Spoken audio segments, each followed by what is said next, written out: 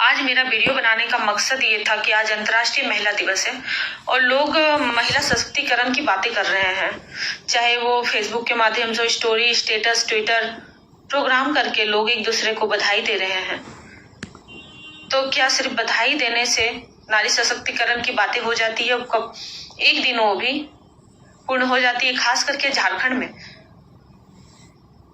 आप लोगों ने इतना नियम कानून बनाए हुए हैं, महिलाओं के लिए इतने सारे कानून बनाए गए हैं, लेकिन क्या सच में वो पारित होते हैं? इस चीज को जानने के लिए हम आज ये वीडियो बनाए हैं। एक माह पूर्व हम यहाँ पे भूख हड़ताल किए थे अपने गांव में नियोजन को लेकर क्योंकि हमारे यहाँ गांव में सामने 500 मीटर की दूरी पर कंपनी चलती है, कोयला निकाला जाता है, जो कि ये धनबाद बांसजोड़ा लोयाबाद में पड़ती है। धनबाद जिला है हमारा। और 2 साल से लगभग हम यहाँ पे बिजली हो, पानी हो, हमारा तालाब टूट रहा था, उस तालाब को संरक्षण करने की बात हो, या फिर हमारा जाहिर थान जो एक गांव का पहचान होता है, जाहिर थान, उसे बचाने की बात हो, उन सब चीजों के लिए मैं हमेशा से लड़ती आई हूँ। और नियोजन को लेकर भी लड़ाई कर रही थी कि यदि हमारे पूर्वजों का जमीन यहाँ पे गया हुआ है और अभी भी हमारी जमीनें जा रही है, तो सबसे पहला हक हमारा बनता है कि हमारे भाई, हमारे बेटों, हमारे पिता, उन लोगों को सबसे पहले रोजगार मिले। जिस 75% का डींग आप लोग हाँकते हैं, क्या वो धरातल पर 20% भी है? और यहाँ के रैयतों, यहाँ के लोकल लोगों को रोजगार इसलिए नहीं दिया जाता है क्योंकि वो सशक्त हो जाएंगे, फिर अवैध कार्य जो यहाँ पे होते हैं वो होने नहीं दिया जाएगा। बस इसीलिए यहाँ के लोकल लड़कों को रोजगार नहीं दिया जाता है। तो मैं जेलकेम के बैनर तले एक माह पूर्व यहाँ पे अपने गांव में कंपनी गेट के सामने भूख हड़ताल की थी। जेलकेम के बैनर तले इसलिए था क्योंकि मुझे जयराम पर भरोसा था, विधायक जी पे, कि वो झारखंडियत की बात करते हैं, 1932 खतियान की बात करते हैं, झारखंडियों के उद्धार की बात करते हैं, तो वो जरूर हमारा हक और अधिकार हमें दिलाएंगे। भूख हड़ताल बैठने के बाद इन्होंने हमारे आंदोलन को ही बेच दिया, और आंदोलन बेचने के लिए इन्होंने बहुत घटिया तरीका अपनाया, जिसका मैं केस कर चुकी हूँ। इन्होंने मुझे ब्लैकमेल किया। ब्लैकमेल करने के बाद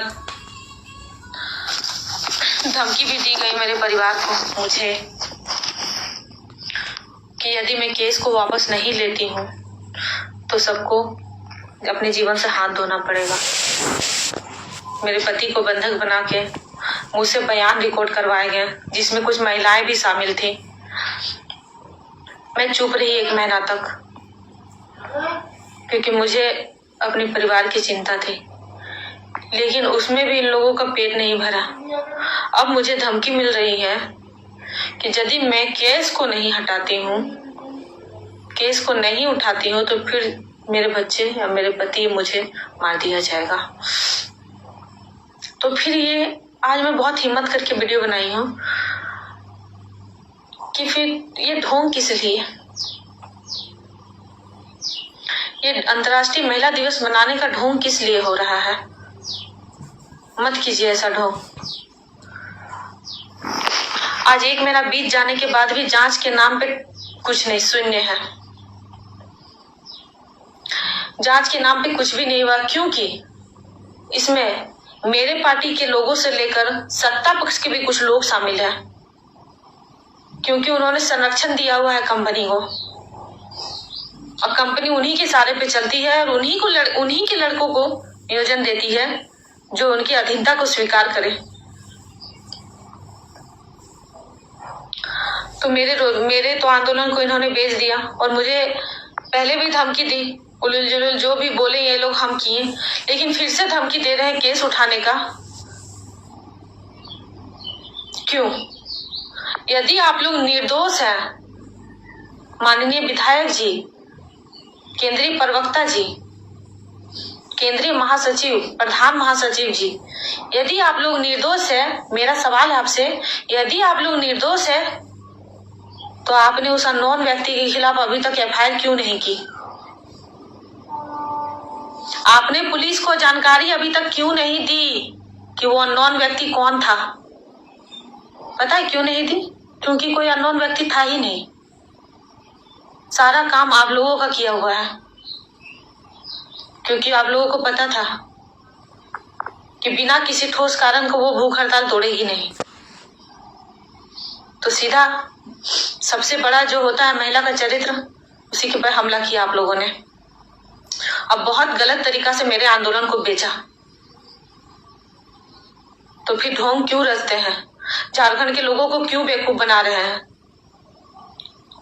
और इसमें पूरी तरह से प्रशासन भी सम्मिलित है। 10 बार मुझसे सवाल किया जाता है। आपने उन लोगों से सवाल किया आज तक? उन लोगों का फोन चेक किया? नहीं ना, क्योंकि आप लोग सम्मिलित है इसमें।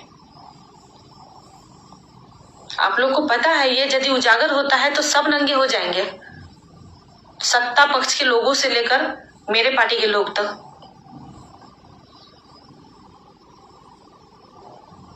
प्रशासन मौन है, मेरे लिए कुछ भी नहीं कर रही है, मुझे दोषी ठहराया जा रहा है। तो जब इधर से भी मरने की धमकी मिल रही है, मार दिया जाएगा, तो मैं अपने लिए ऐसे मरने से अच्छा है कि मैं एक संदेश देके जाऊं कि महिला सशक्तिकरण नाम की कोई चीज नहीं होती है। पैसा है तो सब कुछ है, पावर है तो सब कुछ है। जल्द से जल्द यदि मेरे मामले में अच्छी तरह से जांच नहीं किया गया तो मैं एसपी ऑफिस के सामने जाके आत्मदाह करूंगी,